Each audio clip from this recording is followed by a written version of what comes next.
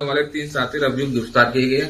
क्या क्या उनके पास से बरामद हुआ है? थाना नरौरा और स्वाट की टीम की संयुक्त कार्रवाई में नकली नोट छापने वाले 3 आरोपियों को गिरफ्तार किया गया है, जिनके कब्जे से 12,000 रुपए के नकली नोट, 14,000 रुपए के छपे नोट छापने का प्रिंटर, 3 मोबाइल फोन और घटना उपयुक्त 1 बाइक बरामद हुई।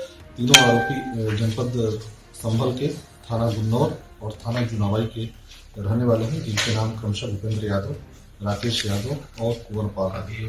गिरफ्तार अभियुक्तों ने पूछताछ में बताया कि उनके द्वारा जो नकली नोट छापकर बाजारों में छोटी मोटी दुकानों और पशु पैठ में चलाए जा रहे थे, जिसमें कामयाब होने पे आरोपी भूपेंद्र यादव ने बैंक से प्रॉपर्टी के नाम पर करीब 50 लाख करोड़ लेने और लोन रिपेमेंट में नकली नोट जमा करने की योजना बनाई गई।